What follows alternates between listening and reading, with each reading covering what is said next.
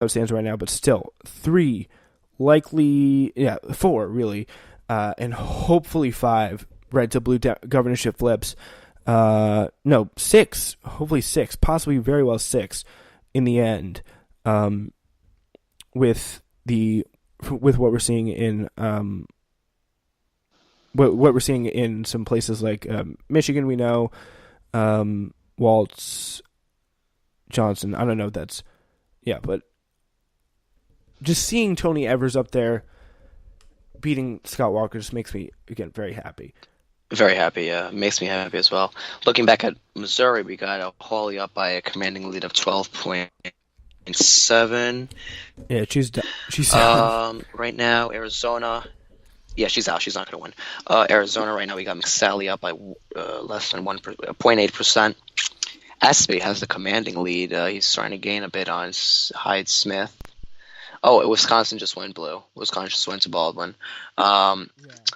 They just announced that Baldwin won Wisconsin, so that's good for Democrats. I think that's been Espy is up secured. by. Oh, now it's 0.2. It was 1.4. Now with 75% of the vote in, Espy is still up by 0.2 over the incumbent Sidney Hyde Smith. That's a good race to watch as well. New Jersey, projected winner, 95% in. Close race though. Wow. 10%, less than 10%.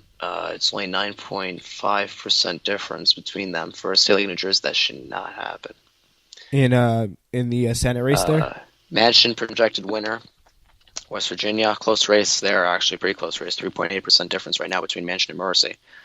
Indiana, just a commanding lead. Oh, Manchin hasn't even pulled it off yet, has he? Sadly, apparently Manchin. Apparently, Manchin has been projected to win by the New York Florida Times. Still the same.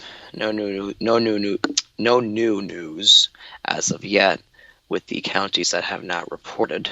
Looking at Texas, Cruz is up by 4% with 92% in. Wow, this is going to be a close race.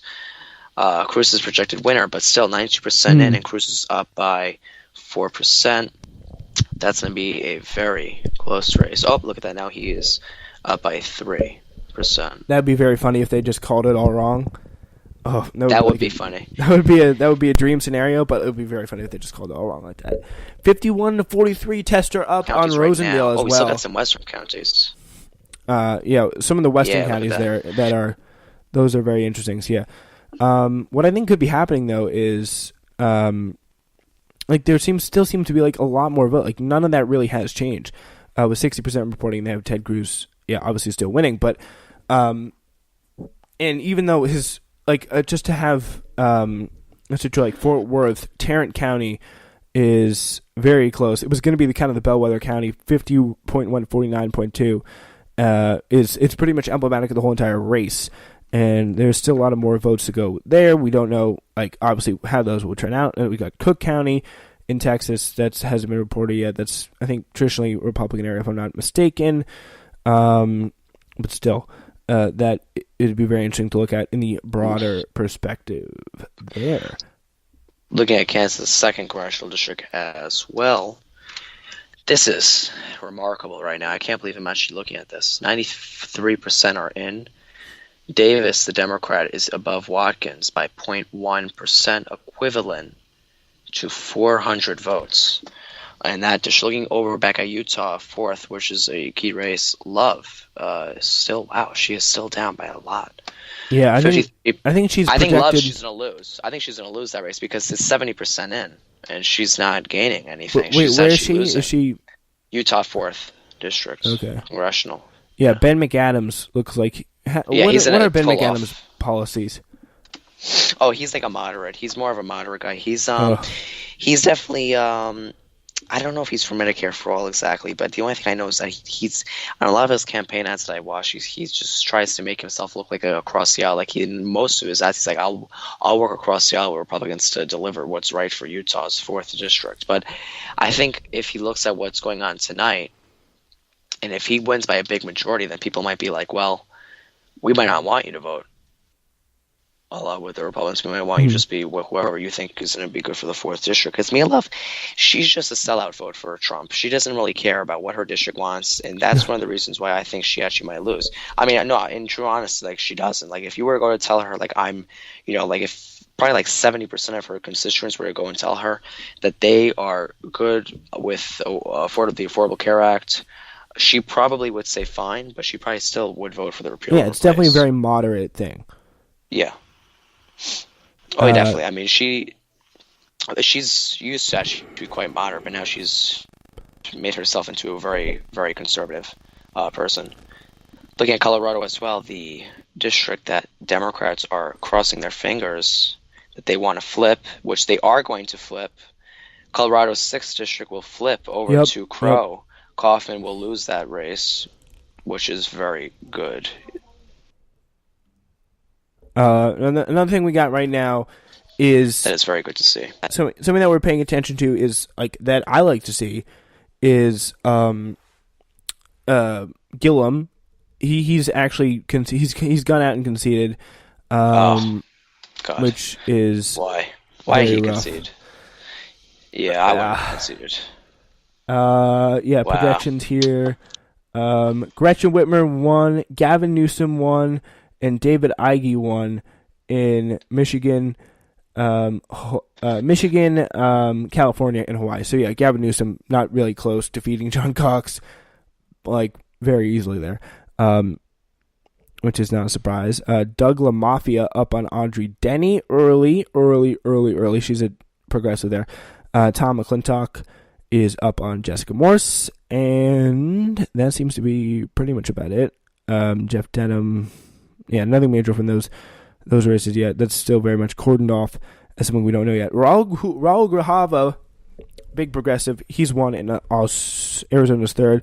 Paul Gosar also, he's going to win his seat back.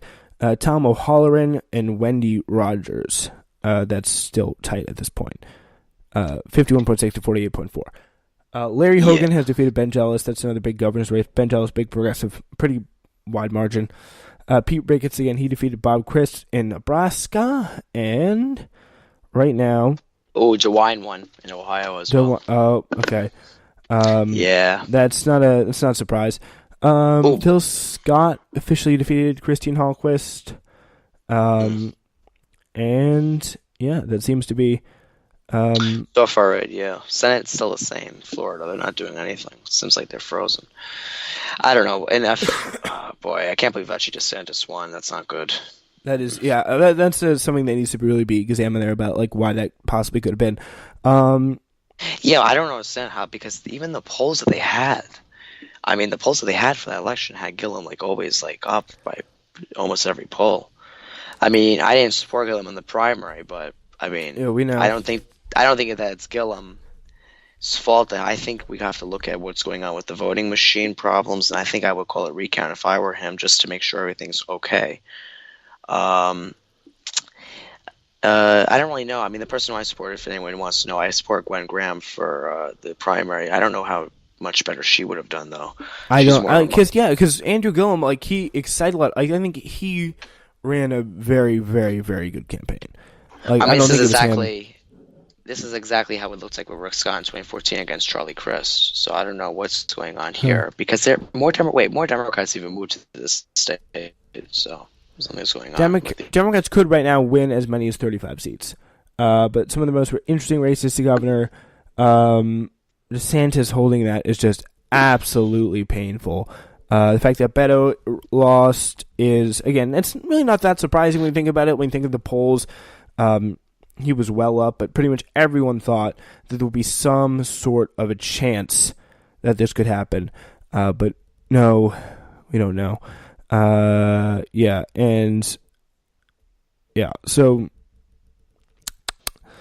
Beto, I think he's officially conceded. But yeah, so this is Beto 3 hours ago, talking about staying in line of the vote. Let's see. So this is Candace Owens' tweet. Politics for Dummies. Republicans picked up seats in the Senate because they all united over Brett Kavanaugh. Dems put all their money behind media and star power behind Beto, Abrams, and Gillum, and lost all three. Oh, by the way, Fred Hubble and Kim Reynolds getting very tight. Tony Evers still up on Scott Walker. She goes, there's no doubt Trump will win in 2020 by a landslide. Dems are toast. Yeah, Candace Owens is, my God. Candace Owens is like Ben Shapiro. They're both like, Ben Shapiro's a smart guy, but I mean, I gotta tell you, Ben Shapiro can probably, first off, Candace Owens is just a complete retard in my opinion. I mean, she does not know what she was talking about sometimes, I swear to God. Like she is the definition. True. She calls people who are so left libtards. Well, that's what she is, but a conservative version of conservative retard. Yeah, that's literally what she is. She literally tries to use. I mean, she's against scare tactics. She just used scare tactics in that tweet by trying to scare people about like, oh yeah, how the Democrats were going for Gillum, Beto, and they all lost. Well. That's actually a lie. We don't know that Gillum lost. AP and Times have still not called the race. So Gillum conceding might actually alarm. That would be kind of bad if then he goes out and wins this one. I don't know if he will. Wow. But 59% of white women actually did turn out to vote for Cruz. So that white evangelical turn, nope, I don't think so. Very, very rough stuff. And like that's Beto. The main thing is the Democratic start is that the problem is like the Democratic stars, they all lost, and it was very close races except for really Stacey Abrams, but still very, very deflating to say the least. And it was pretty much confirmed right now. The House, just if you're just joining us, House goes to the Republicans, House goes to the Democrats, Senate goes to Republicans, and what our government will look like in the future will be very much up for debate. Yeah, we're going to have what right now is, I think it's 218 to 217 seats right now. Possibility is 230 Democratic seats, 205 Republican. But what we will need to be looking at is Democrats winning popular vote by 7.8 percentage points, which should be interesting. Looks like it could be a bit of a party. Like I don't know if this is what you'd call a successful night. I don't know if it would really be a super wave year. It definitely wasn't a blue tsunami. Definitely wasn't a red tsunami. So it was something more of. Would you say this is a wave election in reflection? Oh, definitely a wave reflection if you look at the House. Yeah, I would say that. I mean, definitely. Just looking back at Candace Owens, this is what she said. This is just absolutely hilarious. Andrew Gillum just found out that the race card is no longer readily accessible in America.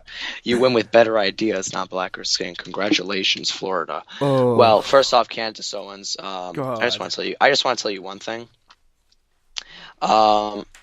That is completely not true. I think that Gillum was much more intelligent than DeSantis. He destroyed him in almost retarded. He destroyed DeSantis in every debate, Candace. Maybe just turn on the TV for once and look at the truth instead of living in your own la-la land where you get to be like, oh, yeah, look, this is better because I'm going to say it's better. When Gillum, first off, he conceded yes because he's a good guy. But the race has still not been called for DeSantis, so I think Candace needs to hold her horses. Did AP call the race for DeSantis? No, not yet. Wow. Not even New York Times did. And it's still not. They're still waiting for stupid Miami-Dade. It's like Jesus. They probably have senior citizens counting the votes there. Senior citizens counting the vote feels like everywhere. Oh my God! Yeah. Yeah. That is very, very rough, though. Ron DeSantis is literally, he's probably, other than Steve, he's right up there with Steve King in terms of racist people running for Congress. Wow. The fact that he won is pretty surprising, to say the least. Yeah, I can't believe it. Yeah, he could pull off a win like that. In Trump's first tweet of the night, he declares victory, even though the Republicans are on track to lose the House. He says, "Tremendous success, folks. Thank you to all." Laura Underwood is the projected winner in Illinois' 14th.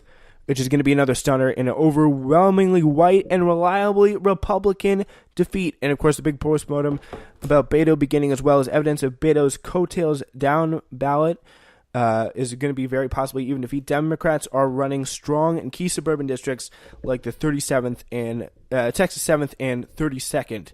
But the question is, do they win those? And I don't know, is the answer. 37th and 7th.